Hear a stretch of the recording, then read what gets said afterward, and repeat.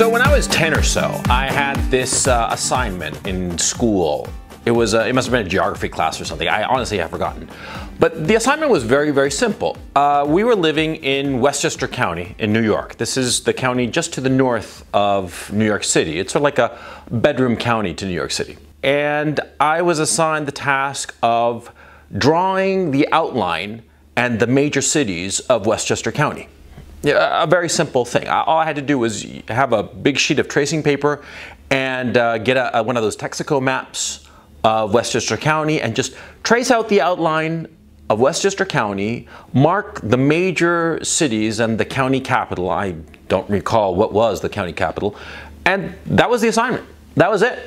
I mean, it was surprising that I fucked it up. This incredibly simple assignment, and I managed to fuck it up completely. What I did was that I over-delivered. And let me explain. What I started to do was I started to draw the outline of Westchester County, and then I started drawing the outlines of of New York City, of Manhattan Island. Then I started drawing the outline of Brooklyn and Queens. I wound up drawing the outline of the North Shore of Long Island somehow.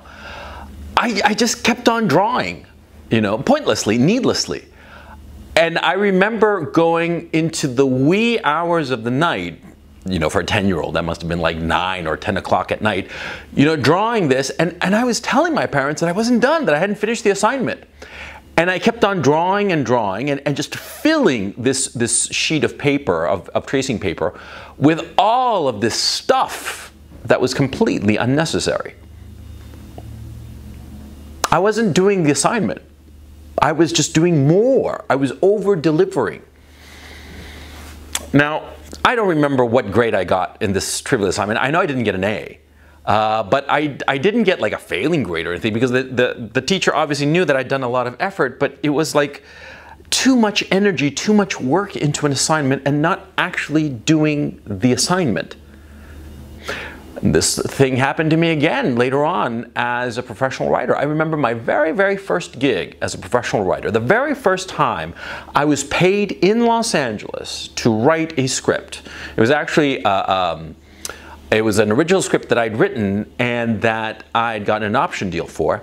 And the producer who optioned it wanted a rewrite, and that was part of our agreement.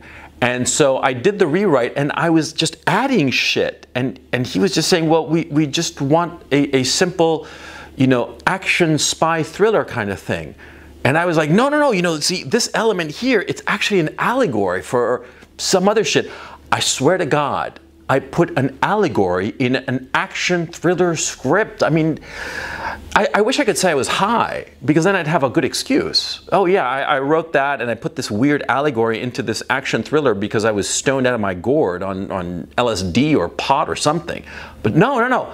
I was stone cold sober when I did that, right? What the fuck? Over the years, I've realized that very smart people, very creative people, very energetic people, driven people, tend to give too much. They tend to not overpromise, but overdeliver. And in the very act of over-delivering on an assignment, on a work project, on whatever, they sort of like lose focus on what they are doing. By doing too much, you give the impression that you don't know what you're doing, or are unclear as to what is the mission at hand. What is the task at hand? What are you trying to achieve with this project? And this is a problem of smart people, not stupid people. Stupid people, you give them an assignment, you tell them do this, and they'll do it. The stupid people will do it right on the money. And the smart guy who over-delivers, who does too much, who overwrites the project, who over-traces the contours of the map, right? He doesn't get the A, because he's giving them too much, things that they don't need. They being whoever it is that you have to give this assignment to. And it's not just a school assignment. This actually matters in your work life. I shit a lot on the education system. I mean, most people do, because the education system we have in the Western democracies is shit. But see, the whole notion of the education system in the Western democracies is to teach people to comply and to deliver on what they have promised or been assigned to do. That's the whole idea of homework. The whole idea of homework is to teach you to comply so that you will be a productive member of the capitalistic Western economy that we currently have. Because see, if all the workers that we have, fail to deliver on what they promise, fail to live up to the assignment that they have, then the whole economy just collapses now, doesn't it, right? So in a very real sense, the education system that we have is inculcating into people this atavistic notion that they have to do the assignment, right? Now the problem with smart people is that they over-deliver. They over-deliver and they lose focus. So one of the things that you should do all the time in every assignment that you have, be it school or work or what have you, is to figure out exactly what they want, be it your professors or your boss or whomever. What is it that they want from you? What is it that they want you to deliver? And then deliver it. But it's not as simple as it seems, right? When you start looking at what people are expecting of you, not just in your work or your school, but in your life in general, you're going to start to realize what is driving the people you are with. What is their motivation? They want X. It doesn't matter what X is. They want X, right? And if you focus on just trying to figure out what that X is, what are the parameters of that X, soon you're going to start to realize what is the motivation of the person who wants that X. And that'll prove very useful to you. Because by knowing what your boss, what your audience, what the people in your life want from you, you'll be able to not only give them that thing, that specific thing that they want at that moment, but you'll be able to figure out what they would enjoy that perhaps they don't even know about yet, but that you can deliver. That thing that you can deliver that can help you advance. Advance in your job, advance in your relationships, in your schooling, advance in whatever it is that you're setting your mind to. Because see, ultimately that's the whole point. You want to advance, get what you want. And so a lot of times, getting what you want is figuring out what they want. They being professors, or the people in your life, or your employers, or your clients, or your audience, or whomever.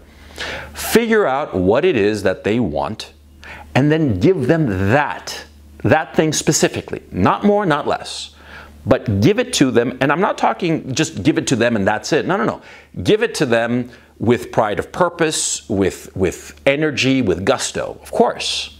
But give them the thing that they want, not more. Don't over-deliver, because when you over-deliver, it seems that you're unfocused, okay?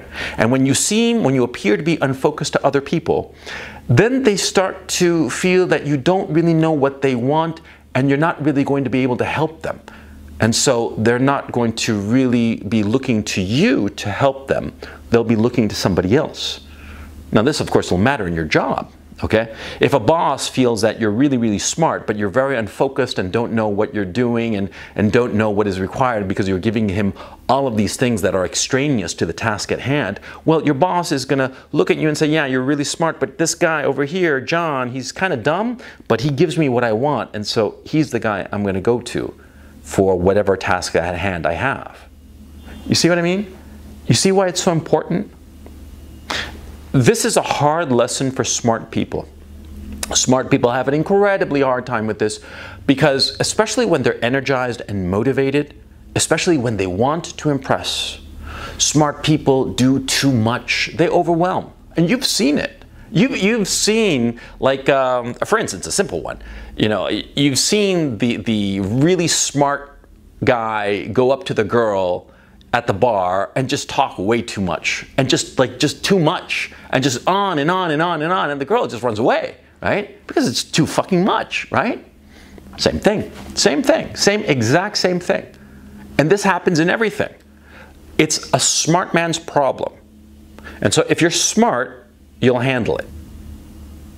Give them what they want, no more and no less, but never become their slave. That's for the next episode.